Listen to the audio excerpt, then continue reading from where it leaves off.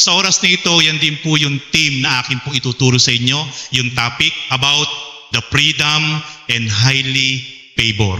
Yung po kaninang dineclare ko po na Luke chapter 4 verse 18 to 19, walang iba po yun kundi ang ating Panginoon Kristo. Siya po yung inanoint ng Diyos, siya po yung pinahiran ng Diyos Ama upang isugo sa lupa, upang patuloy po na makaranas ng freedom ang mapakaraming tao.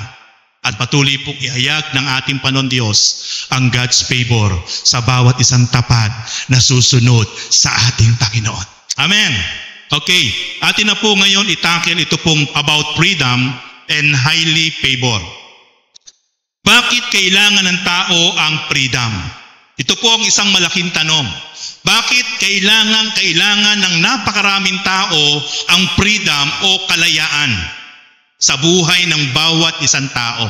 Kasi po mga kapatid, marami pong tao maaaring mayroon siyang relihiyon pero hindi po niya alam na siya po ay nasa ilalim ng pang-aalipin ng kadiliman, ng darkness spirit. Kaya po, nangangailangan po siya ng kalayaan. Kaya po, makikita po natin na napakarami pong binabanggit ang Bible na different kinds of bondage. Number 1, bondage of sin. Binabanggit po ng Biblia na ang tao po ay maaaring alipini ng kasalanan. At yan po binanggit po ni Pablo.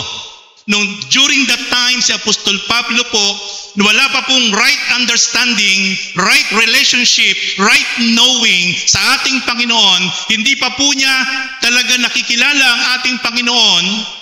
Sabi po niya doon sa Book of Rome, chapter 7, verse 14, alam nating ang kautusan ay espiritual, ngunit ako'y makalaman at alipin ng kasalanan.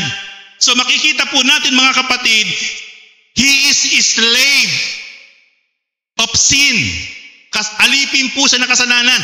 Inamin po niya na siya po ay inalipin ng kasalanan. During that time na wala pa po siyang tamang relasyon sa ating Panginoon. At kung si Pablo po ay naalipin ng kasalanan, the same thing with us po pwede rin pong maranasan ng bawat isang tao na siya po'y maalipin ng kasalanan. Kaya po, kailangan po natin talagang tinatawag na spiritually freedom. And then, second point, the whole world is bondage of sin. Yan po ay binanggit po ng Bible. Pag sinabi pong whole world, hindi po yung mga bagay na literal, material sa mundo ang nasa ilalim ng pang-aalipin ng kasalanan. Kundi po ang binabanggit pong whole world ay kayo, ako at tayong lahat. Ang bawat isang tao na nabubuhay sa ibabaw ng mundo, tayo po ang kabuuan na tinatawag na sanlibutan o whole world. In the book of Galatians, chapter 3, verse 22, ngunit ayon sa kasulatan, ang lahat ng tao'y alipin ng kasalanan.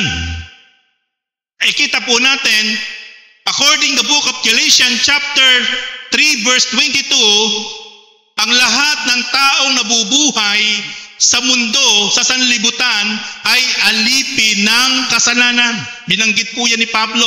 And then, sabi pa po niya, kaya't ang ipinangako ng Diyos ay matatanggap sa pamamagitan ng pananalig kay Jesucristo na ibinibigay sa lahat ng sumasampalataya. May ipinangako ang Diyos. Ano po yung ipinangako ng Diyos? Ang ipinangako ng Diyos ay isang buhay na walang hanggan, isang buhay na pinagpala, isang buhay na may kapayapaan, isang buhay na ganap at kasiyasiya. At ito'y matatanggap lamang at mararanasan lamang ng isang tao sa pamamagitan ng ating Panginoong Hesukristo. Kaya mga kapatid, makikita po natin ang susi po ng kalayaan ay walang iba kundi ang ating Panginoong Hesukristo. And then third point, bondage of ungodly desires. May binabanggit po ang Biblia na ang tao po'y naaalipin ng hindi makadiyos na hangarin. Ito po i-welcome si Reverend Arman Bautista. Praise God, hallelujah. Reb, ikaw lang ba? Ikaw lang, wala kasama, Reverend? Meron. Passport. Okay, praise God. Balikan po natin na wala ako dahil dumating si Reverend na out of focus ako tuloy Third point, bondage of ungodly desires. May tinatawag po na pangaalipin ng hindi makadiyos na hangarin. Ito po yung isa sa pinakakritikal na maranasan ng isang tao, na alipinin po siya nito. Kasi po kapag siya po'y naalipin ng isang hindi makadiyos na hangarin, siya po ay aakay nito sa isang masalimuot at madilim na yugto ng kanyang buhay. In the book of Jude chapter 1 verse 19, ito ang mga taong lumilikha ng pagkakabahabahagi. Mga taong alipin ng kanilang masasamang nasa at hindi pinananahanan ng Espiritu. So makikita po natin mga kapatid, kaya po pala merong mga tao, even po sa government, sa community, sa family, sa church. Kahit po sa church, meron pong ipinadadala ang kaaway para po mag-create ng kaguluhan, para po mag-create ng conflict, para po mag-create ng hindi pagkakaintindihan, sapagkat yung taong iyon ay ginagamit ng kaaway para wasakin, sirain at magkaroon ng dibisyon ang isang magandang samahan ng pamilya ng mga mananampalataya. Kaya po napakadelikado po na ang isang church ay masaniban po ang ilang mga kasama doon upang yung taong iyon ay gamitin ng kaaway para wasakin, para i-divide, para magkaroon ng dibisyon ang magandang pagkakapatiran, ang magandang pamilya, ang magandang samahan. Dahil yung tao po pala na yon ay hindi po kinakasihan ng Espiritu ng Diyos. At kaya po siya, ang lagi po niya talagang nagiging routine ng kanyang buhay. Ang sabi po dyan ay pagkakabahabahagi. Kaya napakahalaga po na maranasan ng bawat isang tao na siya po ay makaranas po ng kalayaan, ng freedom. And then, next point is worse bondage. May tinatawag po na ito po yung pinakamatindi na pangaalipin. Na kapag ito po yung naranasan ng isang tao, ang kailangan niya talaga ay matinding revival. Kailangan niya talaga ng ma-redeem siya by the power of the Holy Spirit. Bakit po? Sapagkat kapag naranasan ng isang tao tinatawag na worse bondage, maalala niyo po yung isang lalaki na inaalipin ng masamang espiritu na nakatali na lang po doon sa libingan, nagwawala kahit paulit-ulit po siyang itinatali, ikinakadena, na nakakalag po niya, nasisira po sapagkat legion of bad spirit ay nasa kanya. Pero one time, naka-encounter niya ang Panginoong Hesus at pinalayas ng ating Panginoon Kristo ang mga masamang espiritong nando sa lalaking iyon. Alam niyo po, yung masamang espiritong lumayas doon sa lalaking iyon na matagal nang inaalipin ng legion of bad spirit, sumalin po sa napakaraming mga baboy. At yung mga baboy na sinalinan po, oras sa tuong po pumunta yung mga bad spirit, nagwala po yung mga baboy at nahulog sa bangin. Ganun po katindi ang umaalipin na bad spirit sa taong iyon na mahabang panahon. Ano po ang sabi ng Bible sa Roma chapter 1 verse 29 to 31? Naging alipin sila ng lahat ng uri ng kasamaan, kabuktutan, kasakiman, masamang isip, pagkainggit, pagpatay, pagkatalo, pandaraya at masamang hangarin. Sila'y naging mahilig sa chismis. Sinin niyo po. Tingnan niyo nga po yung katabi niyo, mahilig ba sa chismis yan? Isa pa lang pang-aalipin ng bad spirit, yung mga marites. Sabay po. Lahat ng uri ng kasamaan, pagkainggit, kasamaan, kabuktutan, kasakiman, masamang isip, pagpatay, pagkatalo, pandaraya, masamang hangarin, sila'y mahihilig sa chismis, mapanirang puri, nasusuklam sa Diyos, walang pakundangan, mapagmataas, mayayabang, mapagkata ng kasamaan at suwail sa magulang. Sila'y naging mga hangal, mga taksil, mga walang puso at di marunong lumingap sa kapwa. Yan po yung worst bandage. Grabe na po yung espiritong sumasa kanya. Kumbaga po sa sakit na literal, physical, stage 4 cancer. Pero ang sagot po sa mga taong dumadanas ng ganyan, freedom, kalayaan. Kailangan po niyang ma-restore, kailangan po niyang makaranas ng tunay na kalayaan, spiritually, mentally, emotionally, physically. Dapat mo maranasan niya ang restoration.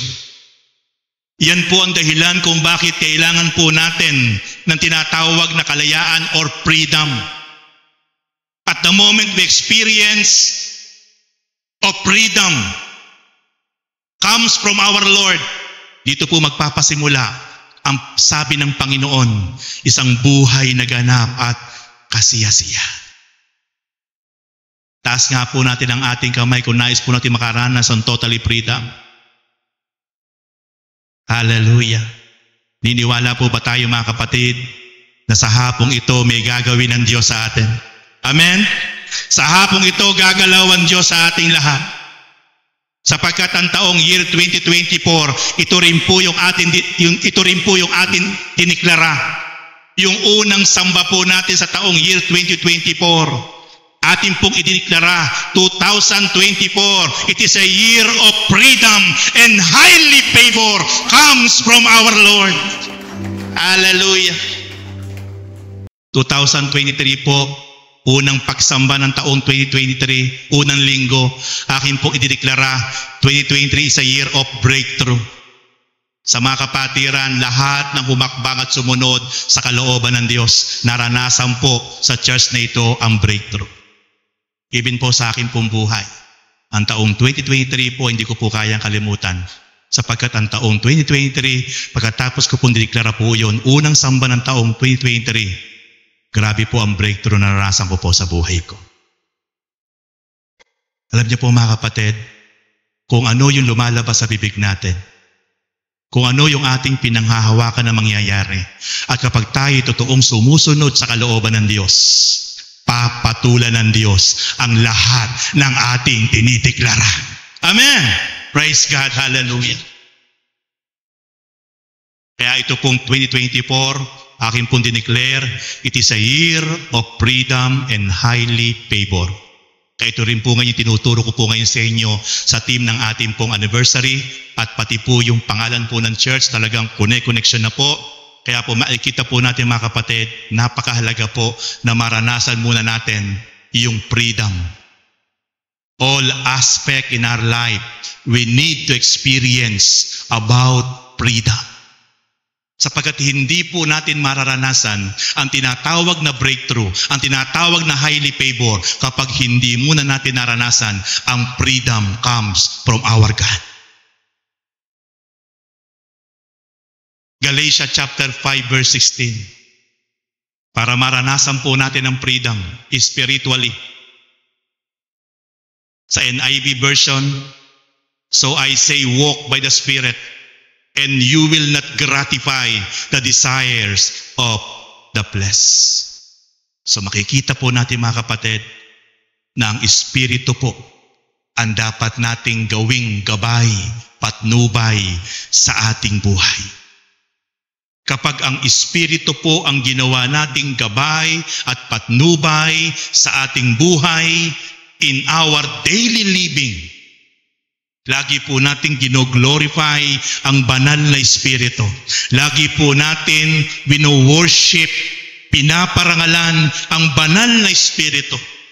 Hindi po makagagawa ang espiritu ng kaaway sa ating mga buhay. Kaya po, mararanasan po lagi natin ang kakaibang dimension in our mind, in our emotion, in our heart, in our spiritual level kapag lagi nating pinararangalan, sinusunod sa ating buhay ang kalooban ng banal na Espiritu.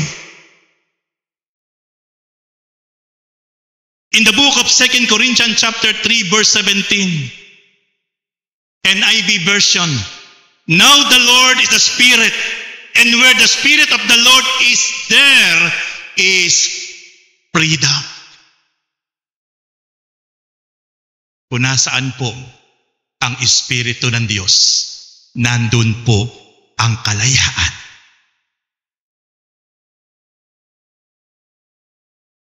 Kapag ang banal na Espiritu, kapag ang Espiritu ng Diyos na hindi nakikita pero nararanasan, na-i-experience, ay lagi po nating nakakasama, lagi po nating gino-glorify. Kung nasaan ang Espiritu, nandun ang tunay na kalayaan. Kaya mga kapatid, makakalaya po tayo sa lahat ng different bondage of spiritualities kapag ang Holy Spirit ay lagi natin kasama at sumasa atin. In the book of John chapter 8 verse 32, then you will know the truth, and the truth will set you free. Kapag nakilala natin ang katotohanan ang tunay na magpapalaya sa atin.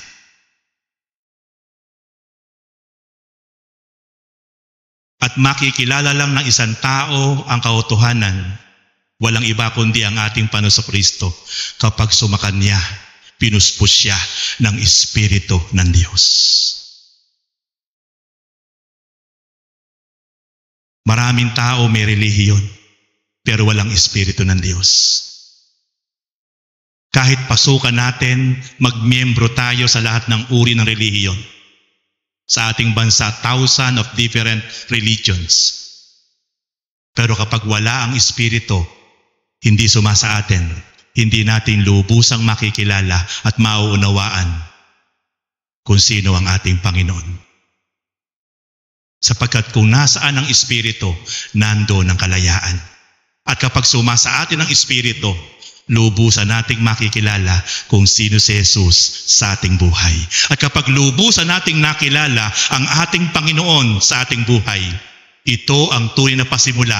Lahat ng gawa ng kaaway, any kinds of vices, any kinds of darkness spirit na umaalipin sa atin, makakalaya tayo sapagkat sumasa atin ang Espiritu ng Panginoon Diyos.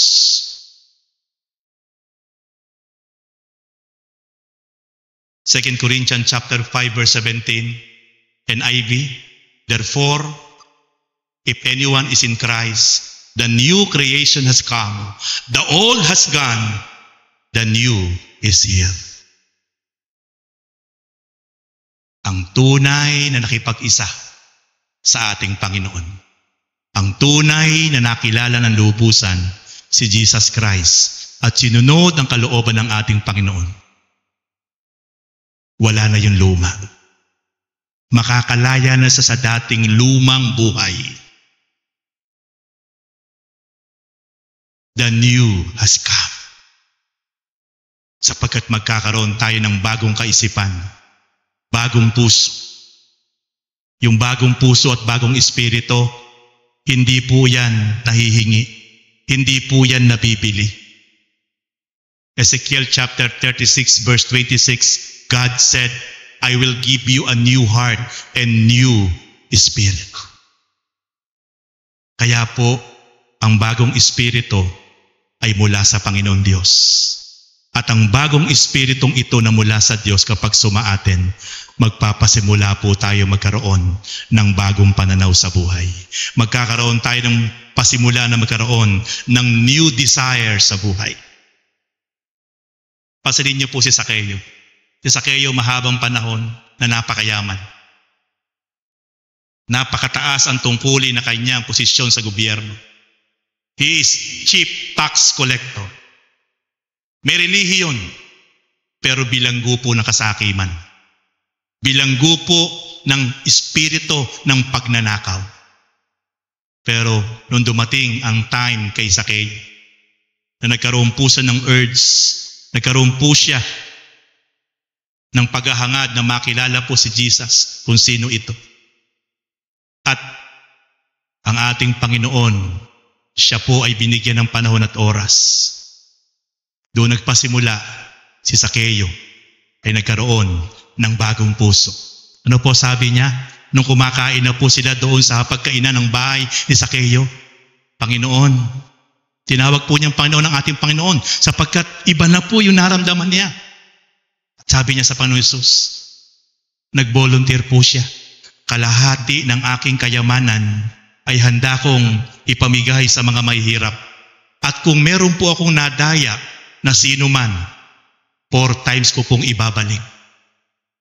So meaning to say, dahil nagkaroon ng bagong espiritu, bagong puso si Zaccheo, sapagkat nagkaroon siya ng tunay na pagkaunawa kay Kristo at pagkakilala, doon na bago ang puso niya. Kaya ang sabi ng Panginoon, lipitin ni Abraham ang taong ito. Dumating ngayon ang kaligtasan sa sambahayang ito. It is a highly favored na dumating kay Zaccheo. Amen? Kaya kapag ang tao ay nagkaroon ng tamang pagkaunawa, tamang relasyon sa Panginoon, totoong nagbalik loob at nagrepent, makakalaya siya, and then after that, mararanasan niya ang highly favored comes from our Lord. Praise God. Sapagkat ang tunay na sagot sa kalayaan, ang Panginoon. Ang tunay na sagot sa inaasam po nating highly favor ay mula din sa ating Panginoon. Ito po yung aking pong binigyan ngayon sa inyo na katotohanan about freedom. Pupuntahan ko po yung second, highly favor. Kung paano pong tayo makalalaya sa lahat ng uri na pang-aalipin ng gawa ng kaaway, ang tunay pong sagot ay ang espiritu na dapat sumaatin. At ang tamang relasyon at pagsunod sa kalooban ng ating Panginoon. And then after that, kapag nangyari yon, yung pabor, mararanasan po natin. At dito po, hindi po favor lang. Meron po nakalagay sa una na highly favor. Take note mga kapatid, pag sinabing favor, ito yung mga pagkakataon sa buhay ng isang tao na hindi niya inaasahan. Hindi mo dapat pagtrabahuhan. Hindi mo dapat paghirapan. Ang ibig sabihin ng highly favor. Kasi ang Diyos ang gagalaw sa buhay mo at sa buhay ko. Kapag nakita niya ang tunay nating puso, laman ng isip at pagsunod sa Kanya. Mamamangha ka, magugulat ka sa pwedeng gawin ng Diyos sa buhay mo at sa buhay ko. Kapag gumalaw ang Diyos, mararanasan natin ang highly favored. Si Moises po, nung siya po ay umalis doon sa prinsesa po ng Pharaoh, dahil nakapatay siya, siya po ay nagpakalayo-layo. At in the book of Exodus chapter 3 verse 1 to 12, siya po ay tumira sa Madian. At ito po yung kwento. Samantalang mula nang tumira si Moises sa Madian, siya na ang nag-aalaga sa kawan ng biyanan niyang si Jethro. Minsan itinaboy niya ang kawang pabagtas ng disyerto at nakarating siya sa Horeb, sa bundok ng Diyos. Verse 2, Doon ang anghel ni Yahweh ay nagpakita sa kanya na parang apoy na nagmumula sa gitna ng isang mababang punong kahoy. Kitang-kita ni Moises na nagliliyab ang puno ngunit hindi nasusunog. Kaya't nasabi niya sa kanyang sarili, nakapagtataka naman ito. Titingnan ko ngang mabuti kung bakit hindi yun natutupok gayong nagliliyab. Verse 4. Nang lalapit na si Moises, tinawag siya ni Yahweh, buhat sa nagliliyab na punong kahoy. Moises, Moises. Ano po iyon? Sagot niya.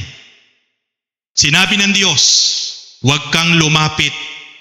Hubarin mo ang iyong sandalyas sapagkat banal na lugar ang kinatatayuan mo.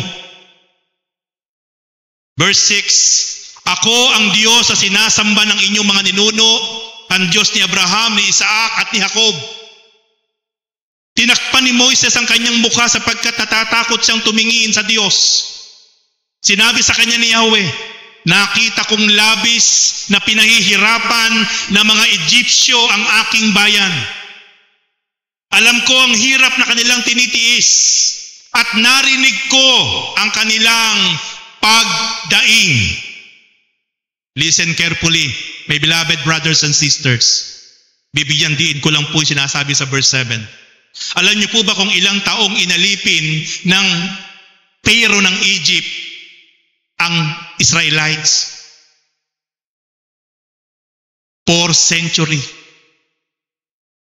400 years na naging alipin ng Pharaoh ng mga Egyptian ang bayan ng Diyos, ang mga Israelita. Pero ang tanong ko po dito, bayan ng Diyos ang mga Israelita, pinili niya, mahal na mahal niya, pero bakit niya hinayaan ng ganon katagal ang mga Israelita? Makikita po natin ang mga Israelita pag binasa po natin ang Bible, sila po'y na-impluensyahan ng mga ilang lahi, sila po'y naging pasaway, sila po'y mga reklamador, sila po ay sumamba sa hindi tunay na Diyos. Kaya pinabayaan sila ng Diyos.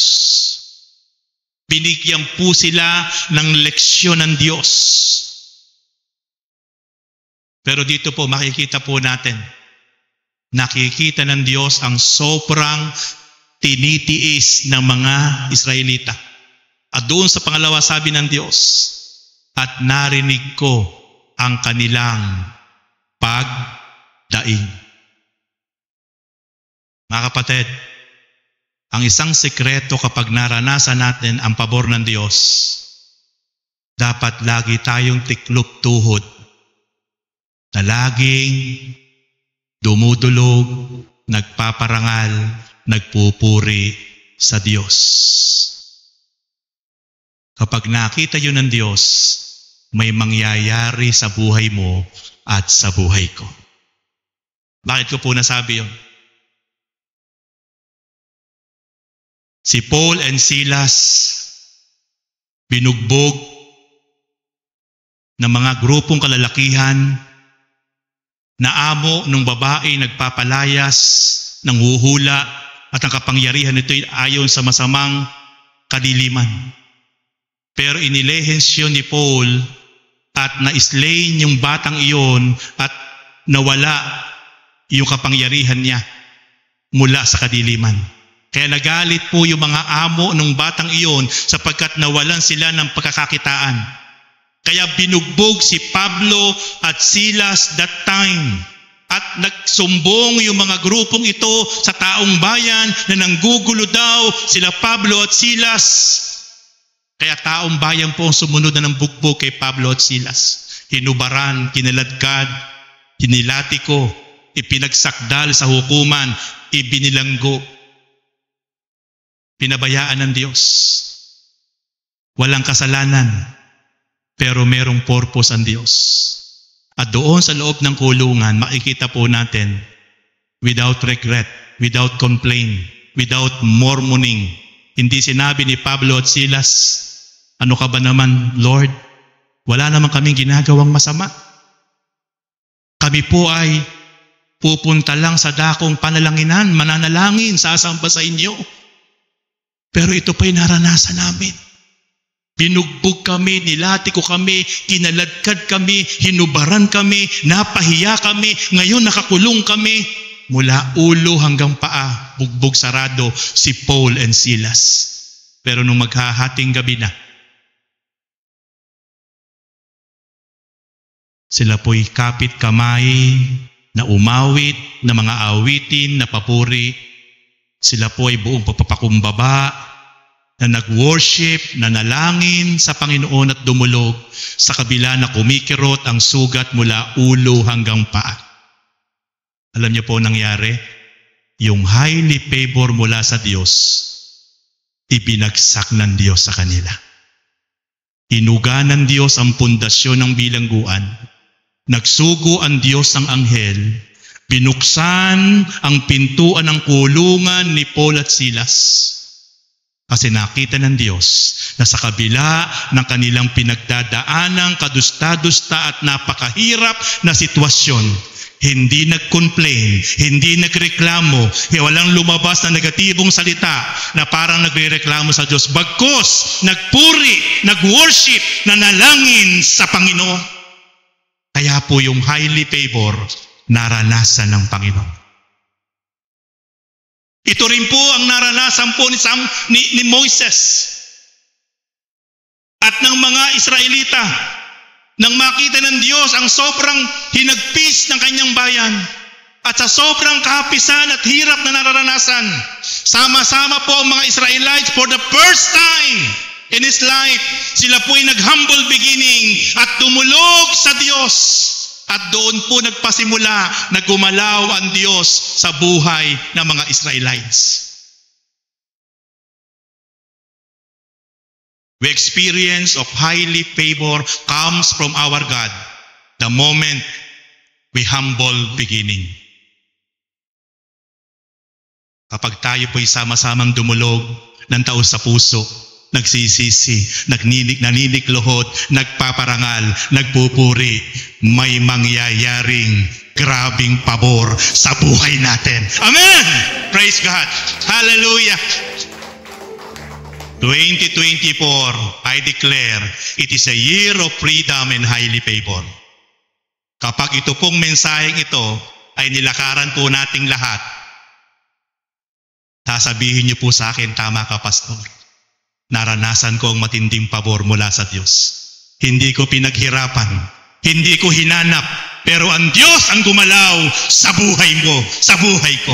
Amen! Hallelujah! Alam niyo po nangyari? Nailabas po, to make story short, napakahaba po ng kwentong iyan. Nailabas po ni Moises ang bayan ng Diyos. At bago niya po nailabas, 10 salot ang naranasan ng mga Egyptyo. Sa kabila po nung 9 na salot, pag-aalis na po yung mga Israelita, pipigilin pa rin po ng Pero.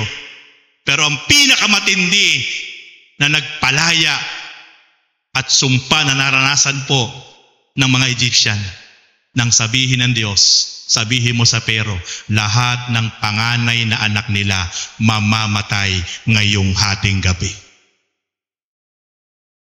Lahat po ng mga panganay na anak ng mga Egyptian mula sa Pero, lahat po yun namatay. Buong magdamag po yun, hinagpis, luha at kalungkutan ang naranasan ng Egyptian. Kaya sabi po ng Pero ng Egypt, sige, lumayas na kayo mga salot. Lumayas na kayo. Dalhin nyo na lahat ang gusto nyo. Naranasan po ng literally freedom ng mga Israelita ang kalayaan. Dahil po nakita ng Diyos ang kanilang marugtog na pagdulog, pagsusumamo, pagpapakumbaba sa Diyos. At ano po ang sabi?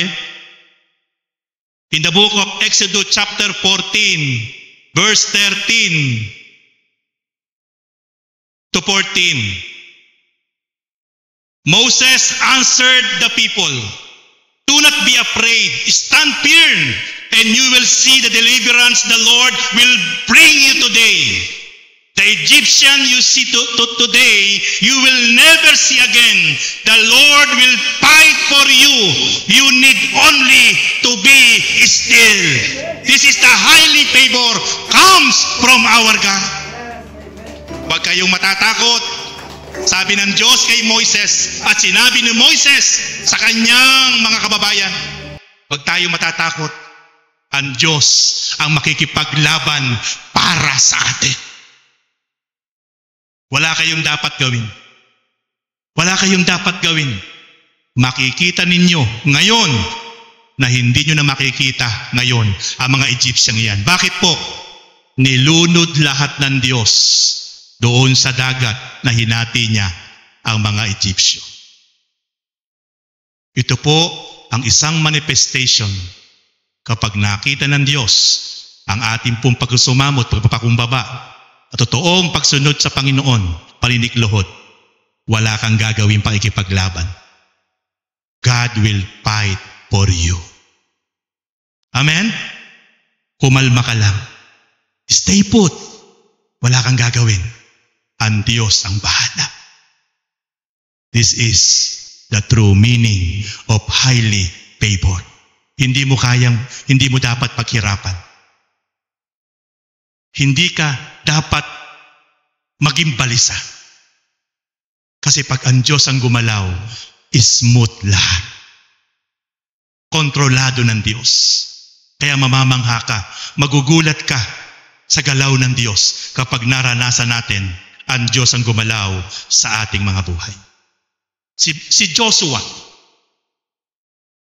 ito po yung naging successor ni Moises.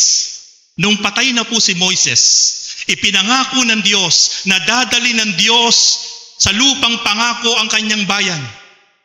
Pero hindi po nakarating si Moises. Natanaw lang po niya, hindi niya natapakan ang promised land na ipinangako ng Diyos. At ang nakatapak sa promised land, si Joshua, ang successor ni Moises. Tingnan niyo po, makinig po kayo mabuti. Ito po yung karugtong ng pangako ng Diyos. Ito po yung karugtong na matapos pong palayain ng Diyos, ang bayan ng Diyos, after that, highly favored. Ano po ang sabi sa Joshua chapter 24, verse 13 to 14? Binigyan ko kayo ng lupaing hindi ninyo binungkal. Pinatira ko kayo sa mga lungsod na hindi kayo ang nagtayo. Kumain kayo ngayon ng ubas at olibo na galing sa mga punong hindi kayo ang nagtanim. Kaya ngayon, sambahin ninyo si Yahweh at paglingkuran ninyo siya ng buong puso at katapatan. Alisin ninyo ang mga Diyos-Diyos ang dating sinasamba ng inyong mga ninuno sa Mesopotamia at sa Ehipto. Si Yahweh lamang ang inyong paglilingkuran. Tingnan niyo po mga kapatid, ano po sabi ng Diyos? Binigyan ko kayo ng lupain na hindi nyo binungkal. Binigyan ko kayo ng mga lungsod na hindi kayo ang nagtayo. Binigyan ko kayo ng mga ubas at olibo na hindi kayo ang nagtanim. It is the meaning of highly favored. Ito yung sinasabi ko po sa inyo kanina pa. Ang malalim na kahulugan ng highly favored, hindi mo paghihirapan. Hindi mo pagpapagalan. Kasi ito po ang rewarding sa bawat isang tunay na nakalaya sa lahat ng gawa ng kaaway at nagpasimula na sumunod sa kalooban ng Diyos. Di sa hinagap sa isip mo, hindi mo alam na mangyayari sa buhay mo. Bakit? Kasi nga, patitirahin ka ng Diyos sa mga lungsod, sa mga bahay na hindi ikaw ang nagtayo. Bibigyan ka ng lupain na hindi ikaw ang nagbungkal. Bibigyan ka ng pagkain na hindi mo pinaghirapan. But after that, na ma-experience mo ang highly favored, anong sabi ng Diyos? Sabi niya sa verse 14, kaya ngayon, sambahin niyo si Yahweh at paglingkuran. Kaya mga kapatid, ang maibabalik lang po natin sa ating Diyos na napakabuti, na patuloy na nagpaparanas at magpaparanas ng mga pabor sa buhay natin, ay patuloy natin siyang i-worship with faithful heart, with humble heart, at patuloy natin siyang paglingkuran ng buong puso.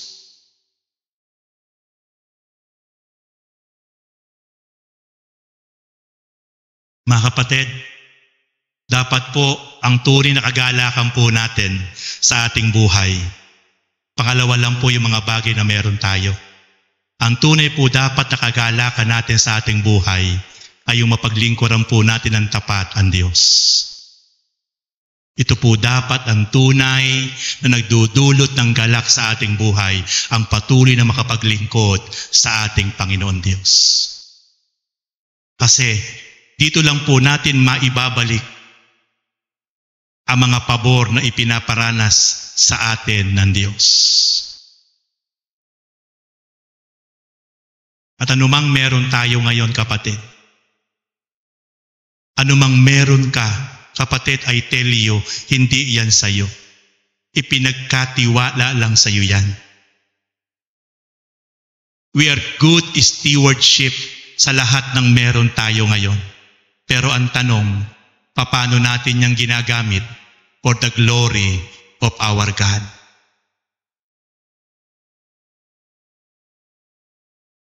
Punta na po ako sa conclusion. Dito na po tatapusin ang message. Part pa rin po ito ng highly favor. In the book of 1 Corinthians chapter 2 verse 9 NIV,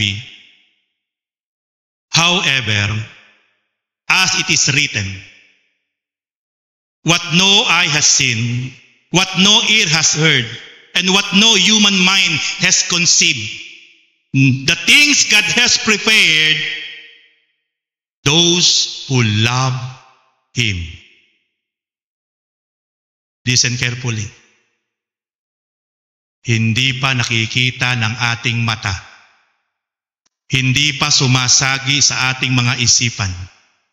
Hindi pa naririnig ng ating tainga ang mga inihanda ng Diyos sa lahat ng mga tunay na umiibig sa Kanya. Woo! Hallelujah! Nakita mo na yung pangarap mong bahay? Nakita mo na? Dinesign mo pa? Hindi mo pa nga daw nakikita. Kasi walang kasing ganda.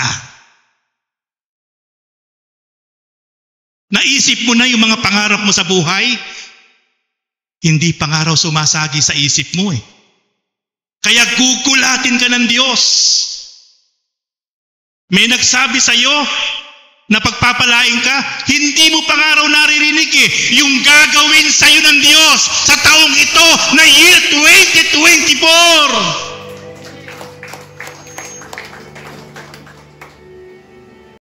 This is the true meaning and deepest meaning about highly favor. Hindi mo kayang i-explain.